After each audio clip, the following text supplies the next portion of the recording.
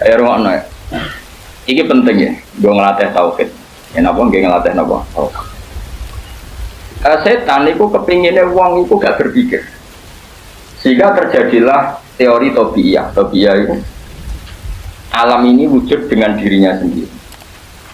Kata dengan sendirinya sendiri itu diulang-ulang. Terus ditambahi rofahiyah, eling-eling rofahiyah itu urip mapan. Butuh kelon-kelon, butuh mangan-mangan, butuh turu-turu, butuh dugem-dugem.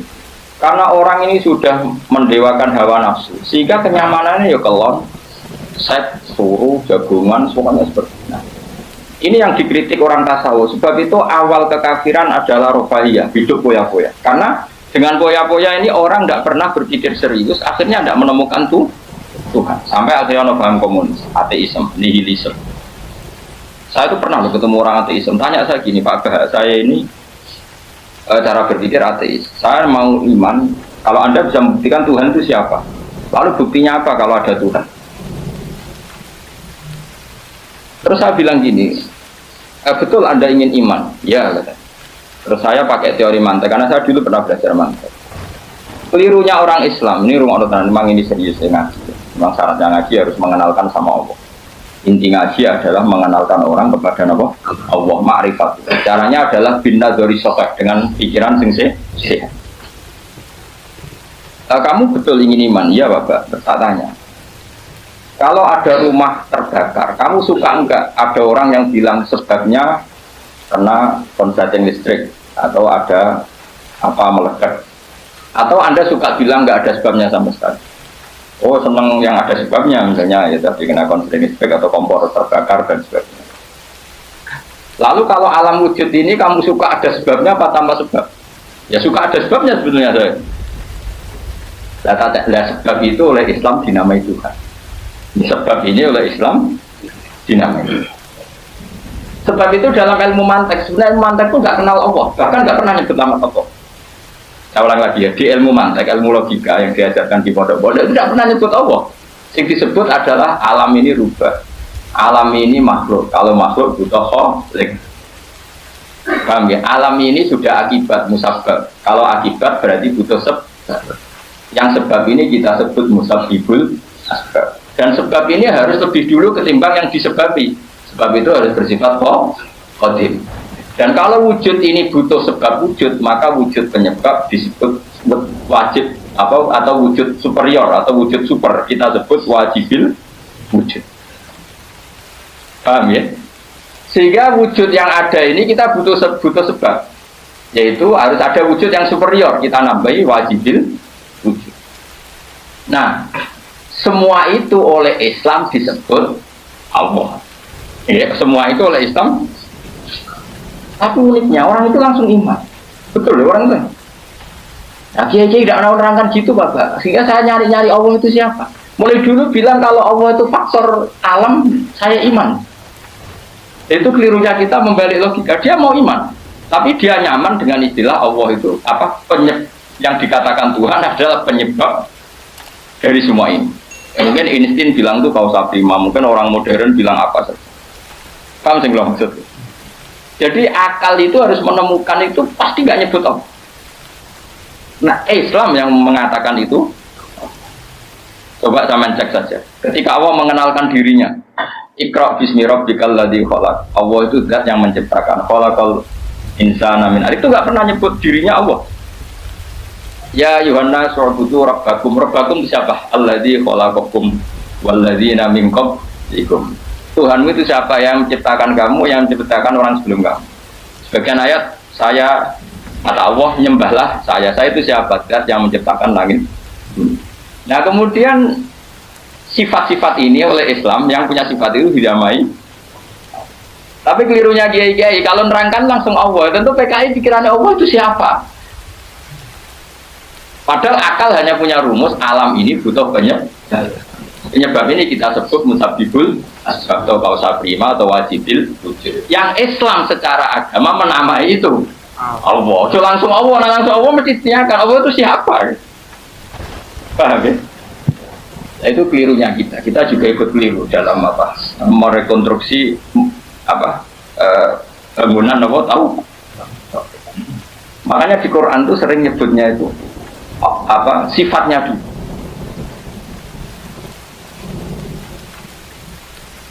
Ini penting saya utarakan. Jadi ini penting sekali ya, karena nanti sampean senajan to muridku, kalau muridnya Mbah Mun, muridnya Bapak, nanti muridnya Nabi, nanti ketemu mungkar nakir.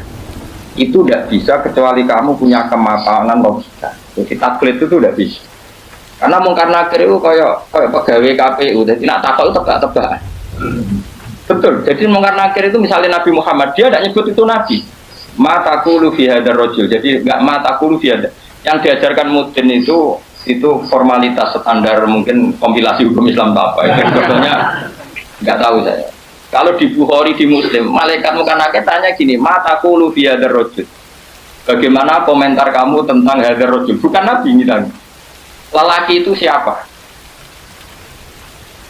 Padahal maksudnya lelaki itu adalah Rasulullah SAW. Tapi supaya pertanyaannya lebih sulit, coba kamu komentar lelaki itu siapa?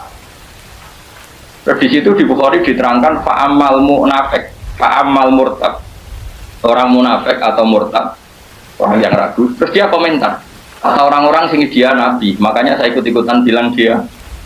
Itu didefinisikan, dikategorikan orang munafik. Kalau cara ngomong, saya dengar-dengar, kata orang dia nabi ya, saya ikut-ikutan bilang dia.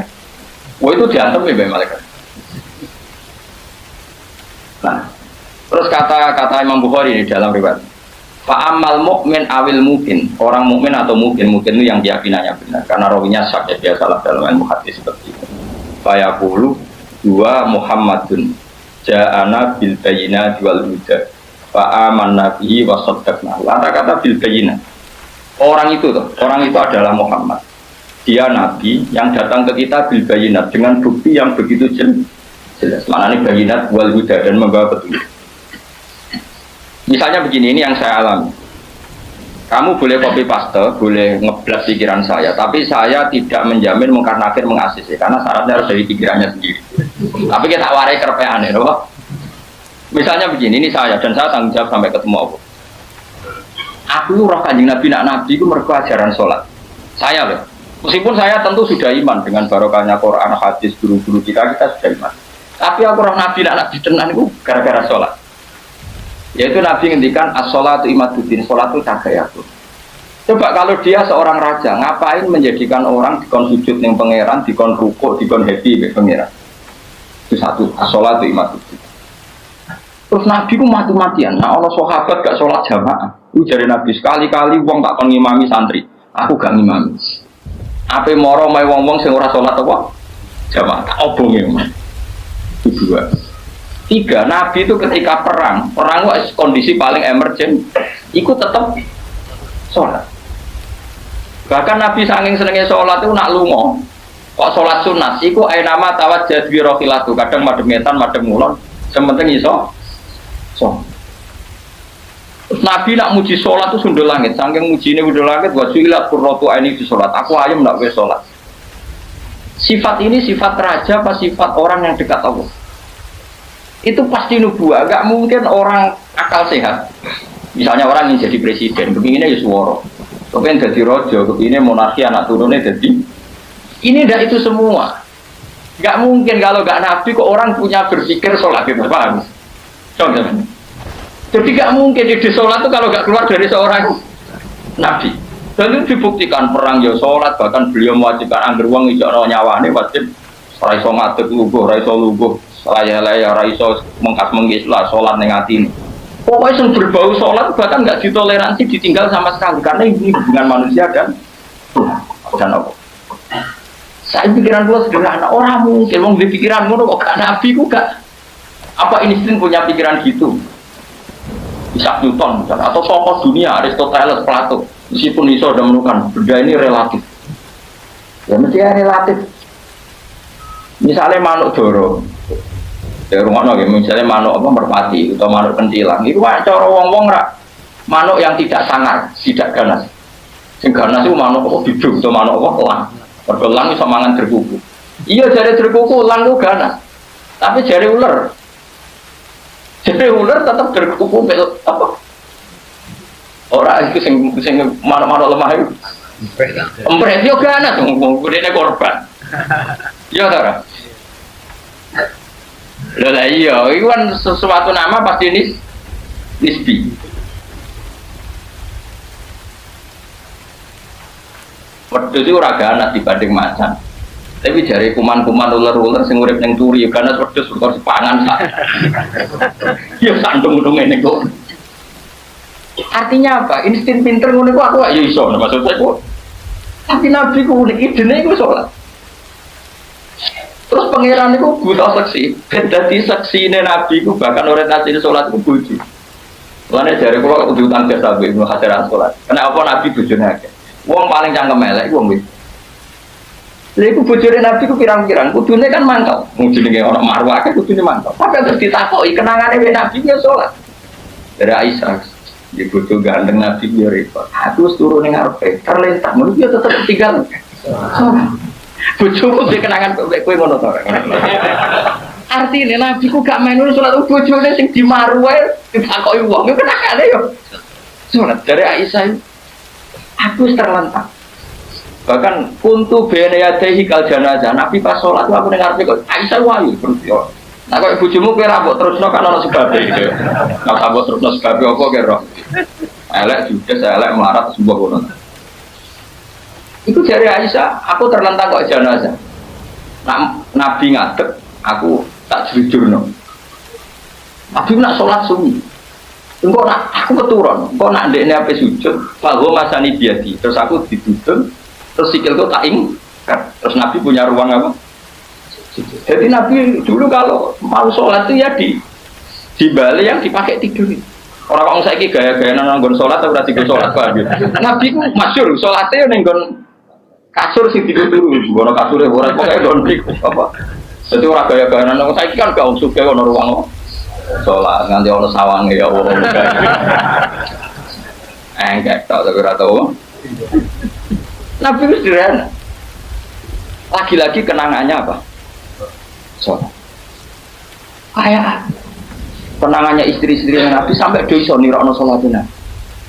Ummu Aiman itu tanggane Nabi duwe anak dadi cadal rupane Anas. Dolan ning gone Anas. Iku lho. Bareng dolan berarti sugoi. Di jongko tak kei hadiah. Napa ya Rasulullah? Ayu maudiin tuhibbu an usolliya fi di panggonan sing kowe seneng aku salat niku. Niki ya Rasulullah, sere Anas kenangane. Aku duwe kloso sing wis rada elek. Tak lapis sidik terus Nabi sholat di situ. Jadi kayak apa? Gue itu gak mungkin uang kok duit itu sholat. Iku naga Nabi gak mungkin. Maksudnya makanya saya direncana. Nah gue jawab mungkar nakir. Saya kau pikiran dewi bukti nak Muhammad pun Nabi kok diantara nih. Makanya gue ngerepek oleh ya orang pokok ini. Cuma saya tidak tahu apa mungkar nakir menerima kerepean mau. Jadi lah untungnya mudin-mudin mau nerangno tes-tesane mau 5 mau apa marok buka terus kemana buka dinu kan bangun dinu kan tes-tesane mudin lho semudin durung marok buka terus waman nabi buka dinu ka lalu kau usul terus kitab terus ikhwan, bapak rata kono bapak. Bapak ditakokno. Ibrahim bapakmu dora kanggo. Cek Karmen cek Karan sampeyan dadi Ibrahim ora sing anak kiai tenang wae. Sampeyan kon zaman abuka kon jawab Ibrahim. Aman nasab bapakmu ora kanggo kabeh. Sampeyan Gus kabeh pokoke sampeyan. Sampeyan jawab abuka kan Ibrahim. Malaikat itu lugu ora. Wah bodoh ini ora anak. Anak parmen dulu anak-anak. Nah ini penting saya utarakan. Karena apa? Semakin lama itu orang nggak terus ini gitu ya. Saya ini kan baca kitab banyak sekali. Itu tadi saya sudah buktikan sholat sudah ada 5 mungkin. Tak teruskan. Ketika Nabi mau kabundut, Nabi kabundut sudah susah. Itu dibuka jendela. Itu Nabi masih di dalam. Buka jendela. Ketika melihat orang sholat itu langsung sehat. Ternyata ketika beliau sakit, orang semua di masjid tetap sholat. Masyhur kenangannya Aisyah, kenangan Sayyidah Fatimah. Fastana rawaju wasur rawaju. Nabi baru nggak sholat sholat, semua nangis pot. Ternyata aku sukses jadi Nabi waktu sholat. Semua nangis pot. Padahal beliau sakit. Sudah usi barok, sudah pakai belum sudah di kepalanya sudah diasbu, sudah dimaksud, sudah di. Akhirnya apa? Nabi minta, dong aku gandeng, ini sholat, terus di papa itu Sayyidina Ali bin Fadl. Fadl itu saudaranya Abdul bin Abbas. Fadl bin Abbas. Nabi yuhada bin Rajulaini di papa Fadl itu Ali. Kemudian ikut sholat. Ikut jamaah masyhur, terus akhirnya Abu Bakar mundur, kemudian Nabi imam. Lagi-lagi Nabi bunganya itu krono sholat. Jadi semua kenangannya sahabat itu ya sholat. Karena begitu spesialnya sholat. Ini era sahabat ya, orang-orang yang rasa itu. Karena begitu spesialnya sholat, ketika Rasulullah wafat, intaqala ila rafiqil a'la. Ini dengerin betul ya, Pak. Paling tidak kita pernah punya pikiran kayak orang waras. Jadi kesukaan kayak berpikir orang waras yang ini tak tobat no. Kemudian ketika Nabi wafat, intaqala ila rafiqil a'la. Apa komentar para sahabat? Siapa khalifahnya Rasulullah? Ya orang yang disuruh Nabi sholat. Kata alasan mereka, jabatan negara itu sepele. Wong sholat sepenting itu saja. Abu Bakar sing kon dadi imam. Saya ulang lagi cara berpikir sahabat. Jabatan presiden, jabatan khalifah itu cemen. Wong urusan dunia wae. Wong urusan sepenting sholat wae sing sowan pangeran dikongkon mimpin Abu Bakar. Apa meneh dia mau urusan dunia ben Abu Bakar. Itu ukurannya kelayakan jadi pemimpin itu juga sholat gitu Pak ya. Mulanya ada kontestasi imam, tapi gak tapi ikut akal-akalan. Zaman modern itu akal-akalan ini cerita. Mulanya tak kau itu zaman sahabat terus akiasno.